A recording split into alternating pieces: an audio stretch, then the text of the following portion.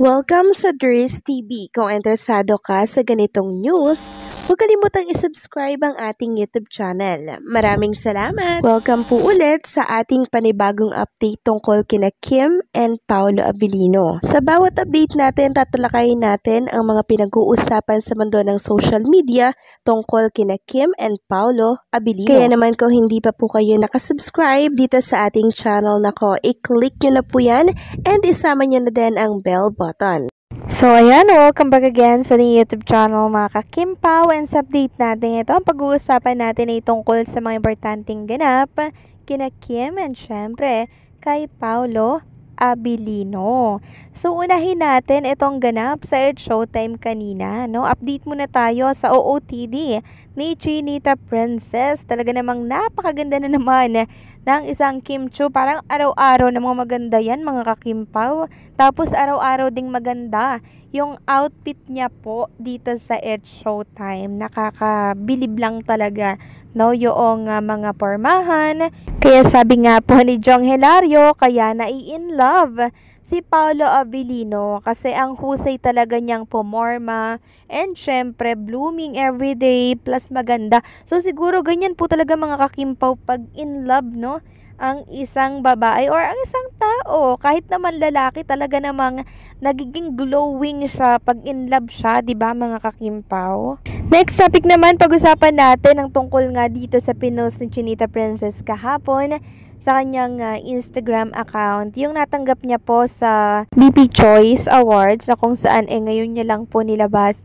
So ito po yung mga sinabi ng ilang Kim Pao Nation dito po sa X. Sabi po ni Mavi, "So proud of this girl. People doubted her, called her names, and downplayed her abilities. But she focused on the work and proved everyone wrong.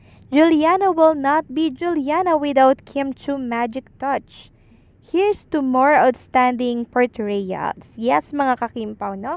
Yung mga nagda-down po kay Chinita, yung nag-underestimate sa kanyang husay at sa mga pwede niya pong magawa mga ka-Kim Pao, pinabaliwala lang po yan ni Chinita Princess. Bagkos, mas pinapatunayan niya lamang po na kayang-kaya niyang gawin yung mga hindi mo aakalaing kaya niyang gawin mga ka-Kim Pao. And syempre talagang pinaghuhusayan niya po. Nitong mga nakaraan nga po mga ka-Kim Pao, meron akong isang interview na napanood kay Chinita Princess na kung saan sabi niya nga parang hindi siya nakikipagkompetensya. Tapos pag time niya na, tsaka siya papasok. Tapos pag merong daw project na binigay sa kanya or performance, talagang pinaghuhusayan niya 101% daw na talaga namang pinapractice niya. So ganun po si Chinita Princess. Hindi siya mga ka-Kim Pao, hindi siya toxic, no? Unlike sa iba na nakikipagkompetensya, kailangan mas magaling ako kay ganito. Pero si Kim Chiu, hindi po mga ka-Kim Pao. Pag time niya na, tsaka lang siya entrada. Kaya sinong hindi magmamahal sa isang Chinita Princess? Next topic naman, pag-usapan natin mga ka-Kim Pao ang tungkol nga dito sa series po ni Kim and Paolo Abilino na The Alibay. So laman ito ngayon ng lahat ng social media platform and syempre po ng mga news site, laman din po ito. Andyan ang Daily Inquirer or Inquirer.net pala. Andyan ang Filipino Star. And syempre, marami pa pong iba. Nakakatuwa lang na every time na may bago po kay Kim and Paolo Abilino, talagang ang dami pong interesado, ang daming nagkakandao-gaga para ibalita yung tungkol sa kanilang dalawa, no, ni Kim and Paolo Abilino. Sabi nga po ng One Publicity PH, Kim Pao continues to dominate entertainment headlines as anticipation builds for their upcoming series, The Alibay. The duo sport project is already generating significant buzz, capturing the attention of both long-time fans and new audiences. So since viral to at talaga namang pinag-uusapan mga ka-Kim Pao, syempre ang daming mako-curious na mga fans and syempre yung mga audiences, 'di ba? Sasabihin, ano kayang kwento nito? Mukhang maganda to, exciting, and syempre makikita nila yung new look ni Chinita Princess na talaga naman pong alam niyo yung atake, parang sobrang tindi po ng aktingan dito ni Kim and Paolo Abilino. Kaya ngayon pa lang gusto ko nang i-congratulate si Kim and Paolo Abilino dahil for sure, hahakot na naman ito ng napakaraming awards. So imagine mga kakimpaw ha, pang 4th project na to ni Kim and Paolo Abilino. Pero grabe, 'di ba, yung pagtanggap pa din po ng mga audience and mga fans, sobrang init pa din po, no? Walang pinagbago and patuloy pa nga pong dumadami yung mga nagmamahal kay Kim and Paolo Abilino. So next topic naman, pag-usapan natin mga kakimpaw itong video po na nakita natin na kumakalat ngayon sa mundo ng social media platform. So ito po ay ganap kanina mga kakimpaw bago mag-It's Showtime si Chinita Princess. So nag-workout na naman para sila together ni Paolo Abilino. And makikita nyo nga dyan mga kakimpaw, parang nahagip na naman sila sa background ng ka-gym mates nila. Ayan no, nag-uusap si Kim and Paolo Abilino na para bang may sariling mundo.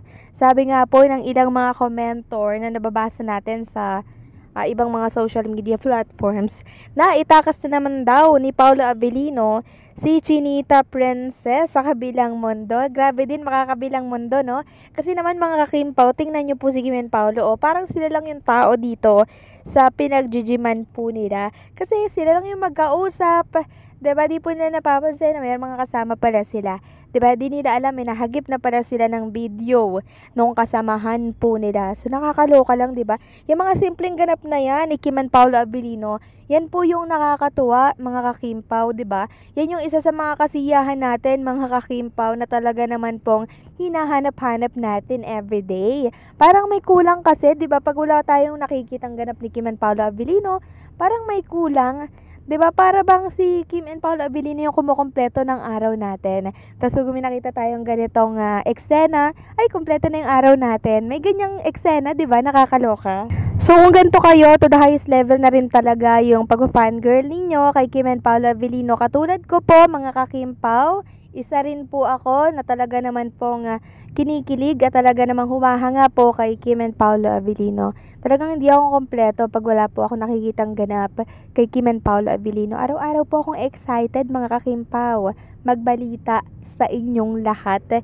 Kasi alam ko ang daming napapasaya dito po sa mga ganap ni Kim and Paolo. Kaya kailangan syempre nating sipagang maghanap, 'di ba, nung mga ganap kay Kim and Paolo Abilino, lalo na ngayon kokonti lang yung kanilang mga paayuda, 'di ba? Pero sa mga susunod na buwan, for sure, sisimulan na po nila yung series nila. So, syempre, makakuha tayo ng mga updates sa mga kasama po nilang mga actor and actresses sa set nila, 'di ba? So, siguro maganda-ganda na yung mga update natin doon kasi lagi na po nun magkasama si Kim and Paolo Abilino, mga kakimpaw Kaya, everyday na naman tayong may update na nakakatuwa, no, para po sa kanila. So, wait lang natin. Malapit na pong simulan ang The Alibay. So, anong sinyo dito mga kakimpaw? Please comment down below.